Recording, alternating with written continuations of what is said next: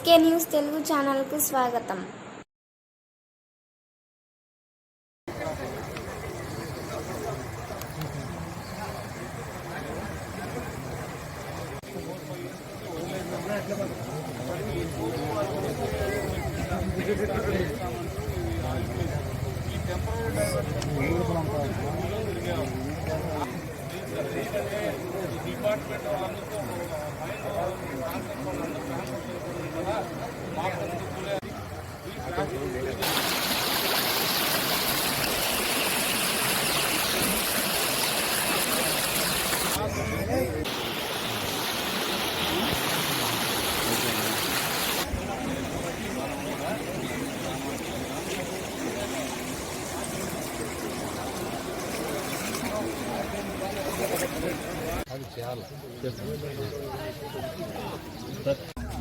మీరు మీ గ్రామాన్ని బాగా చూసుకోండి.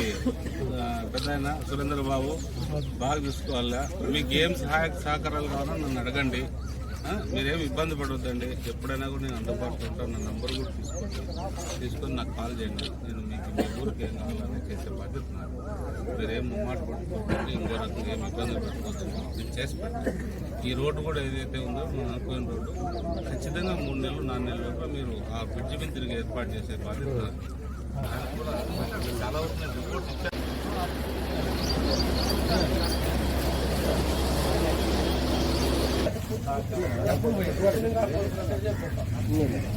జనరల్ బాడీ మీటింగ్ ఎప్పుడు అడిగాడు ఈ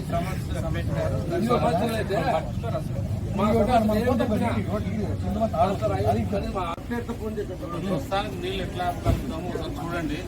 ఏదైనా అవకాశం ఉంటే ఏదైనా నీళ్లు తగ్గి ఏదైనా అప్పుడు రాలేదు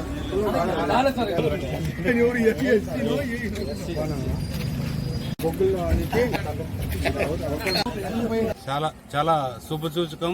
మంచి వర్షాలు కురుస్తున్నాయి.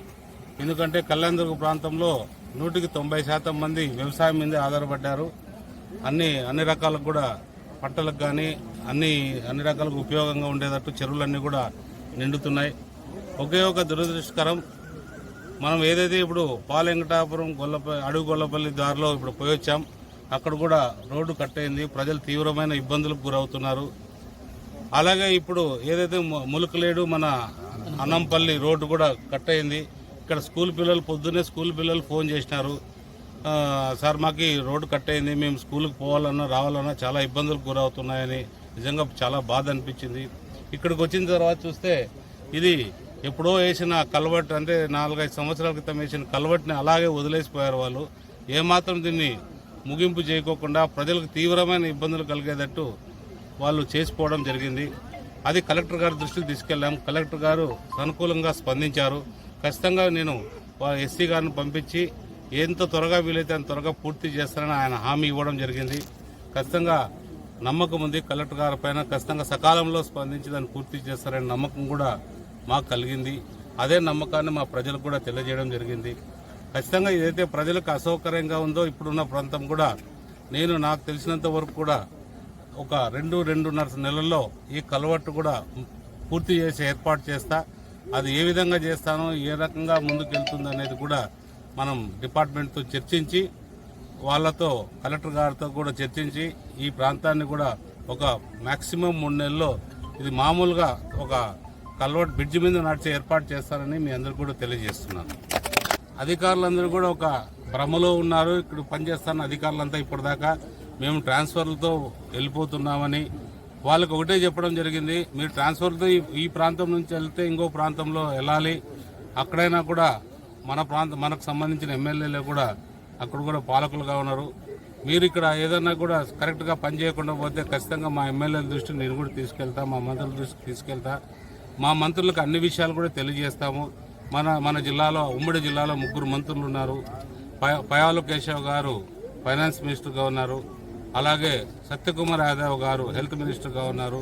సవితమ్మ గారు బీసీ వెల్ఫేర్ అనుకున్నారు. ఈ 3 కూడా మన ప్రాంతం గురించి, మన ప్రాంతంలో పనిచేస్తున్న ఎంప్లాయర్స్ గురించి, మన ప్రాంతానికి కావాల్సిన నిధుల గురించి మనం ఖచ్చితంగా పయాలు కేశవ్ గారి దృష్టికి తీసుకెళ్లి, అలాగే కలెక్టర్ గారి దృష్టికి కూడా తీసుకెళ్లి మన ప్రాంతాన్ని ఎంత త్వరగా అభివృద్ధి చేసుకోగలుగుతామో, ప్రజలకు ఇబ్బందికరంగా ఉన్న రోడ్లు కావచ్చు, అలాగే చాలా చెరువులు కూడా ఏదైతే మనం చెరువులు అన్నీ చూసుకుంటూ వచ్చాను. చాలా చెరువులు కూడా విపరీతమైన కంప చెట్లతో నిండిపోయినాయి. ఆ కంప చెట్లన్నీ కూడా తొలగించాల్సిందిగా కలెక్టర్ గారికి విజ్ఞప్తి చేస్తాం. ఎక్కడికి పోయినా కూడా నీళ్లు ఉన్నాయి కానీ అంతా ఆ నీళ్ళలో కంప చెట్లతో మునిగిపోయింది. ఆ ఏదైతే వంక వస్తుందో ఆ వంక కూడా కంపలతో నిండిపోయింది. అవన్నీ కూడా మైనర్ ఇరిగేషన్ వాళ్ళకి చెప్పి అవన్నీ కూడా తొలగించి ఏర్పాటు చేయాల్సిందని విజ్ఞప్తి చేస్తాం. ఖచ్చితంగా వాళ్ళతో కూడా ఒక మీటింగ్ ఏర్పాటు చేసి అవన్నీ తొలగించే ఏర్పాటు చేస్తారని తెలియజేస్తున్నాం.